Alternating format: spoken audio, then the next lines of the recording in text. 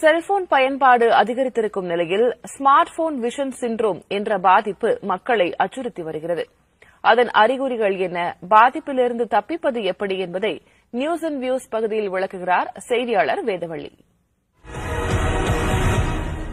இன்னைக்கு உலகமே சுருங்கி உள்ளங்கையில வந்துருச்சு அப்படின்னா அதுக்கு ஸ்மார்ட் போன்களும் ஒரு காரணம்.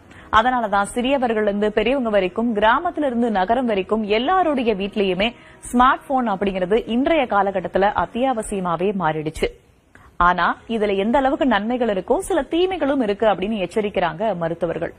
அதுக்கு ஒரு உதாரணமா சமீபத்துல ஹைதராபாத்ல 30 வயதான பெண்மணி ஒருத்தவங்களுக்கு திடீரென்று பார்வை தெரியாமல் போயிருக்கு. அதாவது முழுவதுமா இல்ல, திடீர்னு தெரியுது, திடீர்னு ஃபுல்லாவே இருட்டாயிடுது அப்படின்ற மாதிரியான ஒரு சூழலை சந்திச்சு அதற்கு பிறகு அவங்க மருத்துவரை போய் சந்திச்சிருக்காங்க.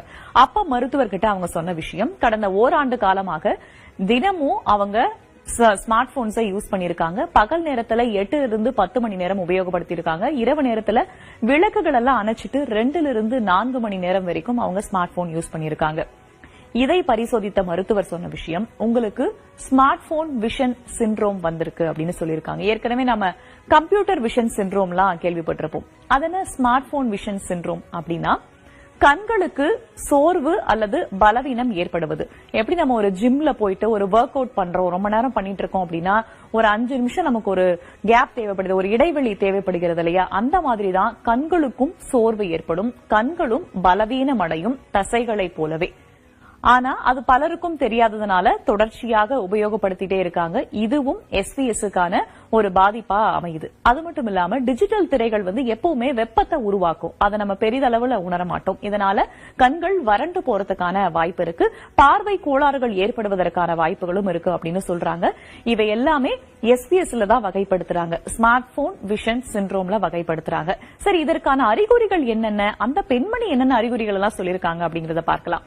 தெளிவு அவங்களுக்கு குறைஞ்சிருக்கு. அதாவது ஒரு குறிப்பிட்ட இடைவெளியில இருக்கிற பொருளையோ, அங்க குறிப்பிட்ட இடைவெளியில இருக்கிற எழுத்துக்களையோ நான் இவ்வளவு நாளா படிச்சுட்டு இருந்தேன், ஆனா இப்ப என்னால படிக்க முடியல, அந்த தெளிவு எனக்கு குறையுது அப்படின்னா அது எஸ்விஎஸ்க்கான அறிகுறியா இருக்கலாம்.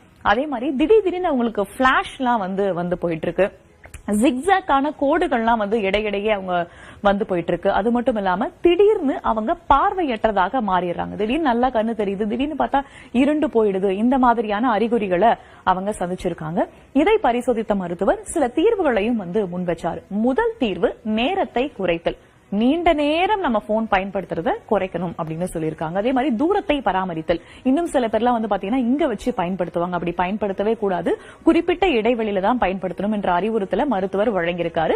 அடுத்ததா இருட்டுல பாக்குறத தவிர்க்கணும். இரவு நேரத்துல விளக்குகள்லாம் அணைச்சிட்டு நீண்ட நேரம் அதை பார்க்கறத தவிர்க்கணும் அப்படின்னு சொல்லியிருக்காங்க. அடுத்தபடியா 20:20:20 அப்படின்ற விதியை பின்பற்றணும் சொல்லியிருக்காங்க. அது என்ன 20:20:20?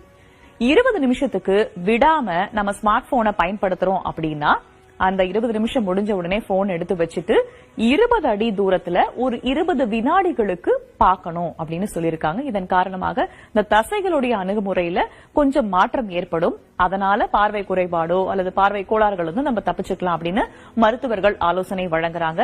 இதெல்லாம் ட்ரை பண்ணி பார்த்துட்டேன், என்னால முடியல அப்படின்றவங்க தயவு செஞ்சு உடனடியாக மருத்துவரை அணுகுவது நல்லது அப்படின்னு சொல்லப்படுது.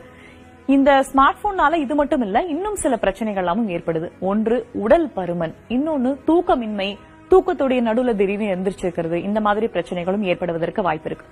ரொம்ப நேரம் போனை நம்ம இப்படியே பாக்குறதுனால கழுத்து, முதுகு போன்ற பகுதிகளில் பிரச்சனை ஏற்படுவதற்கான வாய்ப்பு இருக்கு. இது மட்டும் இல்லாம ரொம்ப ரொம்ப முக்கியமான ஒரு விஷயம், சைக்கலாஜிக்கலா நம்ம சந்திக்கிற ஒரு விஷயம், மன அழுத்தமும் ஸ்மார்ட் போனை தொடர்ச்சியா பயன்படுத்தினா அதிகரிக்கும் அப்படின்ற ஒரு எச்சரிக்கையும் மருத்துவர்கள் விடுத்திருக்காங்க. அந்த பெண்மணிக்கும் இதே மாதிரியான தீர்வுகள் தான் வழங்கப்பட்டிருக்கு. அளவுக்கு மிஞ்சினால் அமிர்தமும் நஞ்சு. இது உணவுக்கு மட்டும் இல்லங்க, ஸ்மார்ட் போனுக்கும் பொருந்தும்.